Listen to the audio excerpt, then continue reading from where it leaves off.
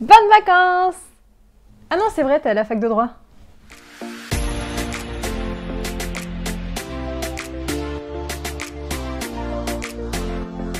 Bonjour et bienvenue à toi dans cette nouvelle vidéo. Aujourd'hui, on va parler de vacances, mais on va parler également d'examens, on va parler également de révision pendant les vacances. C'est vrai, tu es peut-être déjà en vacances de la Toussaint, moi je suis en vacances vendredi et pour une semaine. Mais voilà, comme tous les étudiants en droit, on a des vacances qui sont finalement des petites semaines de révision parce qu'ensuite, je pense que tu as également tes galops d'essai ou alors tes semi-partiels, je ne sais pas comment tu appelles ça, mais bref, ce sont tes petits examens blancs de mi-semestre pour finalement te tester et faire un petit examen blanc avant les partiels du mois de décembre ou du mois de janvier. Donc c'est vrai que c'est une semaine qui est assez particulière, notamment si tu arrives à la fac de droit, mais même si tu es en deuxième, troisième année de droit, c'est toujours un peu une phase bizarre parce qu'à la fois on est en vacances et à la fois on sait que il y a des examens qui vont arriver. D'autre part, il faut bien que tu comprennes que effectivement tu vas avoir tes mi-parcours ou tes galops d'essai, appelle ça comme tu veux, après tes vacances de la Toussaint, mais tu vas également avoir 3-4 semaines après, tes partiels. Oui, en effet, on sera vite au mois de décembre et les partiels vont commencer à tomber. Alors soit tu as tes partiels en décembre, soit tu as tes partiels en janvier, mais de toute façon, c'est la même histoire, il va falloir réviser. Alors c'est vrai que moi je suis un peu de l'école cool Raoul, relax max parce que j'ai vécu une fois un petit burn-out et j'ai pas vraiment apprécié. Et c'est vrai qu'à travers cette chaîne YouTube, j'ai envie de te donner un peu l'esprit de on relâche la pression, mais attention, ça ne veut pas dire qu'il ne faut pas travailler.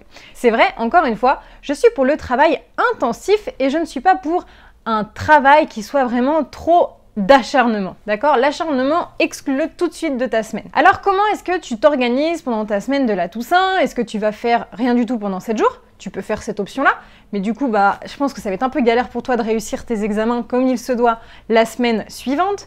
Soit tu choisis de bosser pendant 7 jours, mais du coup, tu ne vas pas prendre de temps pour toi, et tu vas arriver à tes examens blancs complètement claqués, explosés, et attention, il va falloir que tu tiennes encore 4 ou 5 semaines avant tes partiels du mois de décembre. Ou alors, tu choisis la méthode le droit en 5 minutes. Alors, c'est quoi la méthode le droit en 5 minutes? Eh bien, tout simplement, c'est déjà se dire que ça va être une semaine trop bien. Déjà, 1, tu ne vas pas à la fac. 2, t'es plus obligé de t'habiller. 3, t'es plus obligé de te maquiller. Big up pour les filles. Et 4, tu vas pouvoir t'organiser et avoir enfin du temps pour toi, du temps pour travailler comme tu le veux. C'est vrai qu'avec la semaine, l'emploi du temps à la fac, on s'organise pas forcément comme on veut, comme on voudrait. Par exemple, tu vas en cours et finalement, non, t'as pas cours, donc t'as perdu 1 heure dans les transports, t'aurais pu à la place tout simplement travailler tranquillement ton TD ou simplement prendre 1 heure pour dormir un petit peu plus parce que t'es un petit peu fatigué de ta semaine. Enfin bref, c'est vrai que c'est toujours un petit peu compliqué les semaines à la fac. Et bien là, tu as une semaine blanche où tu vas t'organiser comme tu veux. Moi, par exemple, je suis en vacances vendredi, comme je te l'explique. Donc, moi, je vais m'organiser de cette façon. Déjà, vendredi soir, je vais rien faire. Ouais, vendredi soir, je serai en vacances. Donc, je vais me poser tranquillement devant un film. Samedi matin, je vais prendre le temps, je vais me lever tranquillement, vers 9-10 heures, en fonction de, je vais pas me mettre de réveil, pas de contraintes, et je me réveillerai comme mon corps se réveillera, c'est-à-dire que j'aurai plus besoin de dormir et que je serai plus fatiguée. Je vais aller mettre à mon bureau, et là, je vais prendre une feuille blanche. Moi, je travaille énormément avec des feuilles blanches, donc je te conseille de suivre mon astuce, parce que tout simplement, pour moi, c'est vraiment une zone de neutralité, une zone où vraiment, c'est moi qui vais créer, qui vais vraiment mettre en application ce que j'ai envie, sans perturbation visuelle autour. Et voilà, moi je fonctionne de cette façon, chacun travaille comme il veut, bien entendu. Alors sur cette feuille, je vais écrire quoi? Je vais faire la liste de tout ce qu'il faut que je fasse. En bazar, je vais l'écrire, je vais faire la liste. Donc par exemple, moi ce que j'ai à faire, j'ai fini mes fiches de révision pour le droit en 5 minutes, mais pour autant il va falloir que je reprenne les cours que j'ai séchés, parce qu'il y a 2 matières dans lesquelles je ne suis pas allée à la fac parce que je bossais pour le droit en 5 minutes.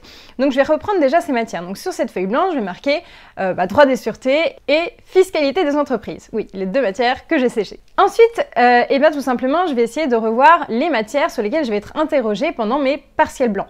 Donc, ça sera droit du travail et protection sociale. Voilà, ce sont mes 2 grosses matières qu'il va falloir que je déchire cette année.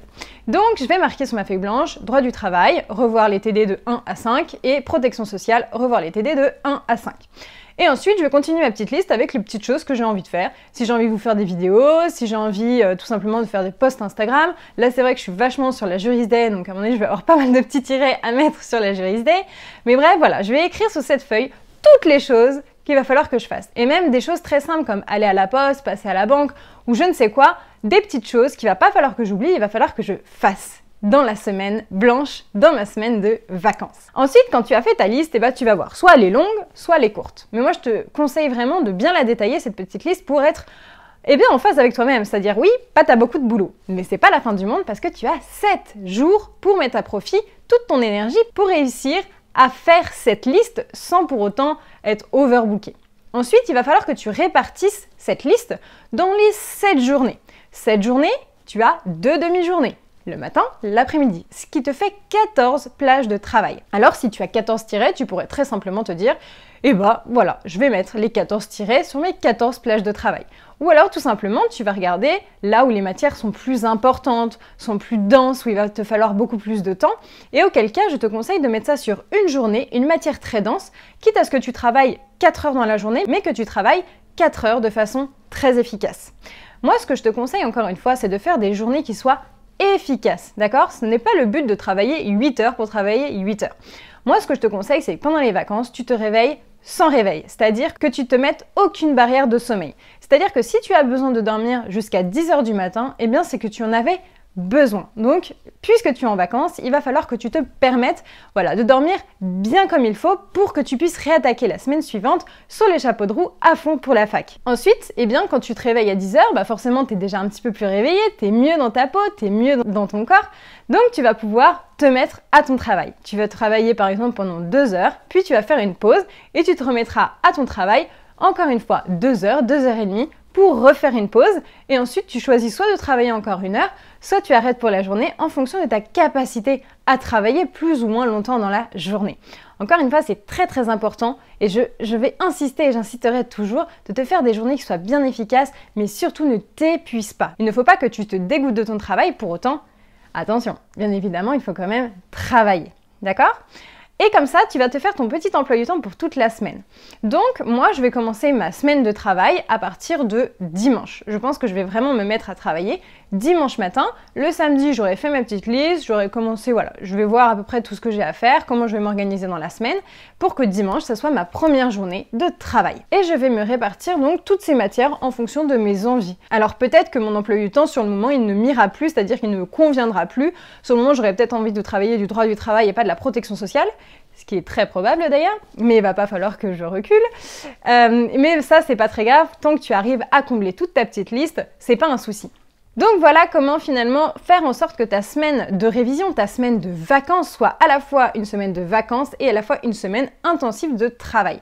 Donc 1, tu te mets pas de réveil, tu dors comme tu veux. 2, tu te couches pas trop tard, mais tu t'autorises à sortir. C'est-à-dire qu'à partir de 17h30, 18h, ça y est, tu peux aller voir tes potes, tu peux sortir, tu peux faire ce que tu veux. Mais au moins la journée, tu peux être fier de toi et tu as bien travaillé. Mais attention, tu peux très bien aussi te dire, j'ai envie de sortir cet après-midi, j'ai envie d'aller faire les boutiques ou quoi. Très bien, tu pars de midi à 18h, tu vas faire du shopping, mais du coup de 18h à 20h, tu te mets à ton bureau et tu travailles consciencieusement. Moi, je te conseille pas forcément cette technique-là. Alors après, c'est très personnel parce que pour moi, de midi à 18h, on est beaucoup plus efficace que de 18h à 20h. Si tu es sorti avec des copines de midi jusqu'à 18h, à 18h, tu vas peut-être continuer à papoter un peu par message sur Instagram ou commenter 2-3 trucs et tu seras peut-être pas finalement dans le mood de travailler. Tu auras peut-être beaucoup marché, tu auras vu beaucoup de gens et peut-être que tu seras pas trop efficace pour bosser et ce serait peut-être un petit peu dommage. Donc quitte à dire à ton ami, finalement de midi à 14h je vais travailler, à 14h on se rejoint, tu rentres chez toi à 20h et au moins tu auras fait tes 2 heures de travail de midi à 14h. Voilà moi ce que je peux te conseiller, en tout cas pour que tu sois efficace dans ton travail, que tu aies bonne conscience, mais surtout que ça soit du bon travail dans le sens où que ça soit vraiment effectif, d'accord? Faut pas que tu te mentes à toi-même, ça serait trop dommage, mais en tout cas fais de ta semaine de vacances une semaine qui soit un petit peu studieuse, mais surtout repose-toi. Voilà, j'espère que mes petits conseils ont bien su t'aider. En tout cas, n'hésite pas à liker cette vidéo, à t'abonner à ma chaîne YouTube et puis à me rejoindre sur mes réseaux sociaux, Instagram et TikTok. À bientôt!